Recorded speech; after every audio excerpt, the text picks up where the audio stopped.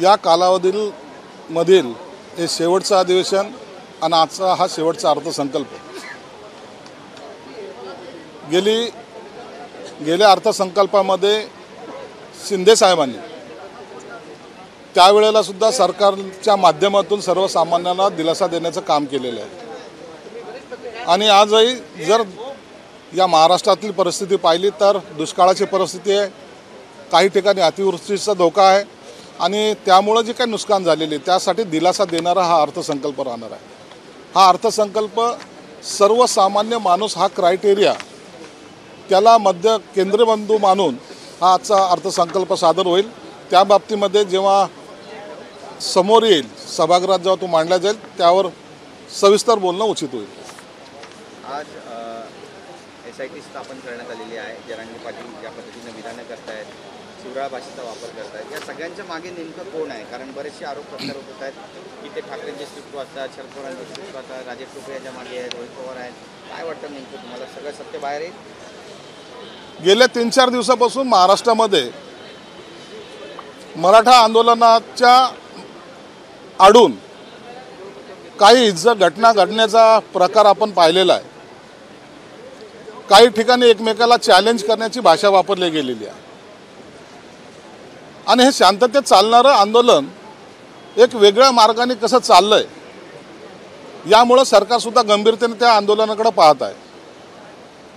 जरांगे पाटलांनी जे काही आंदोलन केलं त्या आंदोलनामधल्या ज्या त्यांच्या मागण्या होत्या त्या मागण्या पूर्ण करण्याचं काम मुख्यमंत्री एकनाथ शिंदे आणि त्यांच्या सहकार्याने केलेलं आहे। मूळ मागणी जी त्यांची होती की कुणबी सर्टिफिकेट मिळाले पाहिजेत, ते लाखो कुणबी सर्टिफिकेट हे मराठा समाजाला मिळालेले आहेत, याचा अर्थ ते OBC झालेले आहेत। दुसरा मुद्दा जो त्यांचा होता की आम्हाला आरक्षण हवं आहे, परंतु नंतर त्यांनी जेव्हा भूमिका बदलली त्यांनी सांगितलं की आम्हाला OBCतूनच पाहिजे। तर त्यावेळेला शिंदे साहेबांनी त्यांची भूमिका स्पष्ट केली होती की आरक्षण आम्ही निश्चित मराठा समाजाला देणार आहोत, परंतु OBC समाजाच्या आरक्षणाला धक्का न लावू देता ते आरक्षण देणार आहोत। काही लोकांनी याच्यावर टीकाही केली, परंतु एकनाथ शिंदे साहेबांनी ते आरक्षण या सभागृहामध्ये बिल आणून ते पासही केलं।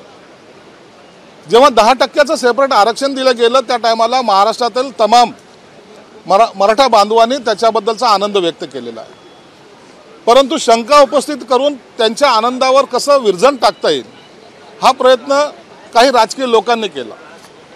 मग हे 10%चं दिलेलं आरक्षण टिकेल का?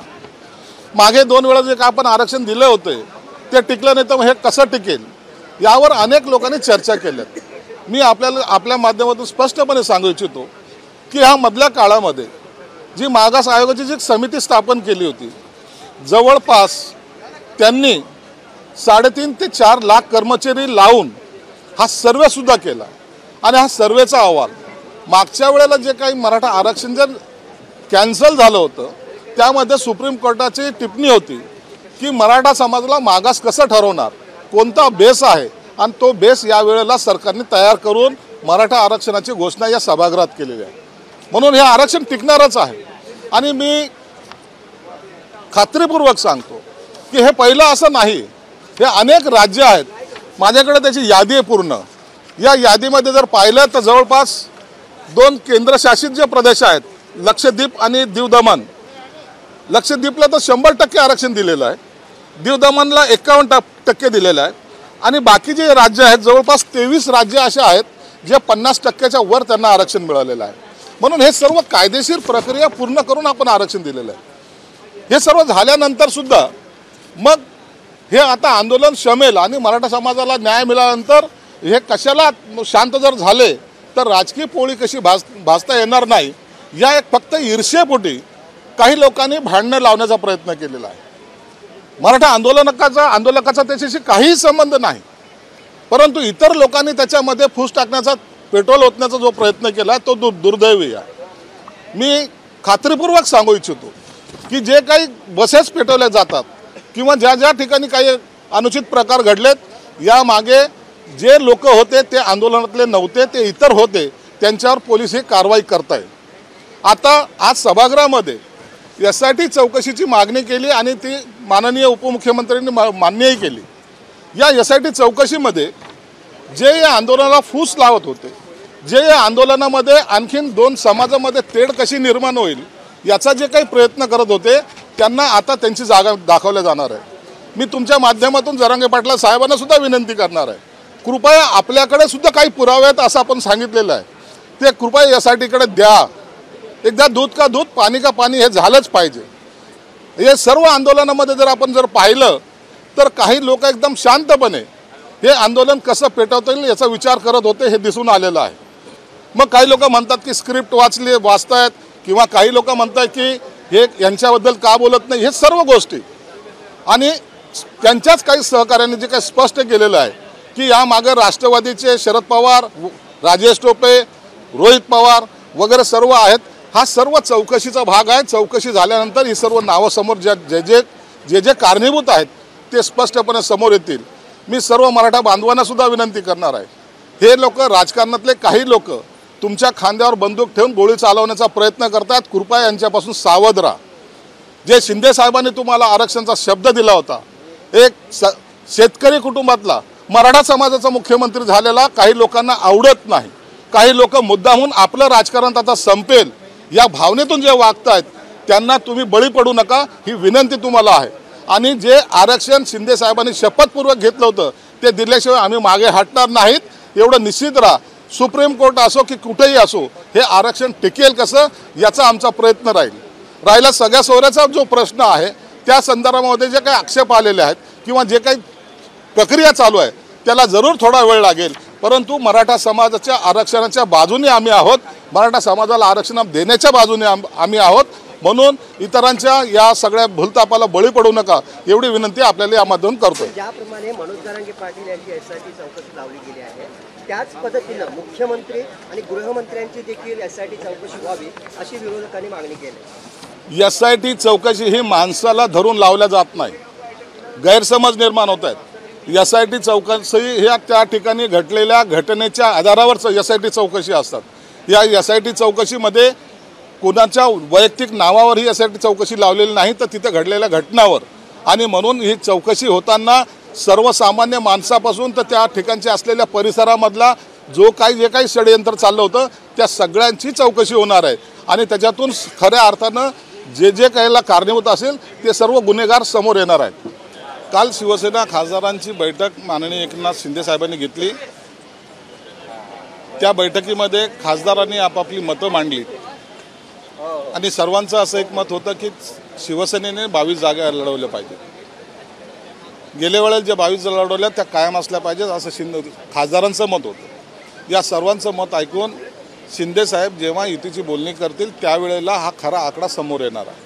म्हणून आज 14, 16, 4, 5 हे जे काही आकडे आहेत हे सगळे फसवे आकडे आहेत. यांची बैठक आता उद्या परवा जेव्हा होईल त्या टायमाला एकनाथ शिंदे साहेब, देवेंद्र फडणवीस साहेब आणि अजितदादा या बाबतीची घोषणा करणार आहे. मराठवाड्यात काँग्रेसला लागलेली जी गळती आहे ती काही कमी होण्याचं नाव घेत नाही आहे. आणखी एका माजी आमदारांनी आता भाजपमध्ये प्रवेश करू इच्छित आहेत. बसवराज पाटील हे आता भाजपमध्ये प्रवेश करत आहेत. कसं पाहता एकूणच महाविकास आघाडीच्या वाटचालीचे? महाविकास आघाडीची मला वाटतं आजही काही बैठक होती. यापूर्वी मी सांगितलं होतं की या महाविकास आघाडीमध्ये अत्यंत असंतोष आहे. प्रत्येकाला राजकीय भवितव्य त्या पक्षामध्ये दिसत नाहीत. म्हणून काँग्रेस असेल, उभाटा गट असेल किंवा शिल्लक असलेली शरद पवारची राष्ट्रवादी असेल, यातून अनेक जण या 8 दिवसामध्ये शिवसेना आणि भाजपमध्ये प्रवेश करणार आहेत.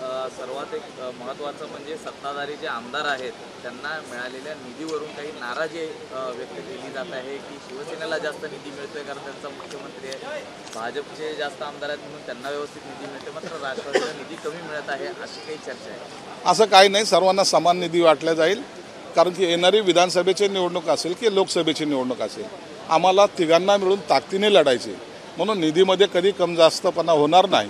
एखाद्याला एखादी निधी थोडा बहुत जर जास्त गेला असेल तर त्याच्यात काही गैर मानण्याचं कारण नाही, परंतु सर्वांना समान वाटण्याचा किंवा सर्वांना समान निधी देण्याचा मुख्यमंत्री आणि उपमुख्यमंत्र्यांचा मनोदय आहे आणि त्याच पद्धतीने निधी दिले जाईल. रोहित पवार असं म्हणतायत की मनोज जरांगे पाटील यांच्या मागे जरी राष्ट्रवादी होत आहे असा आरोप जरी आता लावला जात आहे, मात्र भविष्यामध्ये या सर्व प्रकारची जी सूत्र आहेत ती शिवसेनेकडे गेलेली पाहायला मिळतील आणि भाजप नंतर शिवसेनेला दाबेल खाली आणि शिवसेनेचा वापर करून घेईल. शिवसेनेचे मुख्यमंत्री माननीय एकनाथ शिंदे साहेबांनी मराठा समाजासाठी थोडा खारीचा जो वाटा उचललेला आहे त्याला महाराष्ट्रातील अख्खा मराठा समाज मानतोय आणि म्हणून हीच भीती या लोकांना आहे. म्हणून हे लोक दंगली घडवणे, बसेस जाळणे हे जे काही प्रकार करतायत किंवा काही कार्यकर्त्याला उचकवण्याचा प्रयत्न करतायत, म्हणून त्यांची जी भीती ती त्यांच्यापुरतं मर्यादित राहू द्या.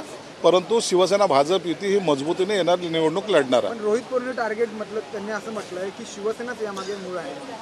येईल ना, आता SIT चौकशीमध्ये सर्व येईल. रोहित पवारांनी सुद्धा कुठं कुठं फोन केलेत. राजेश टोपे आणि रोहित पवारचे कुठं गुप्त भेटी व्हायच्या आणि ते कसे फोनवर बोलायचे याचा सर्व रेकॉर्ड आलेला आहे. आता हे पब्लिकली आता यासाठी करत नाही की चौकशीच्या अहवालामध्ये ते सगळं स्पष्ट होईल, अधिकृतपणे होईल. रोहित पवार कुठे गेले होते, जालन्याच्या गेस्ट हाऊसवर कोण भेटलं होतं, त्याच्यानंतर त्या हॉटेलमध्ये कोण भेटलं होतं याचा सविस्तर अहवाल त्यांच्या सरकारकडे आहे. ABP माझा, उघडा डोळे बघा नीट.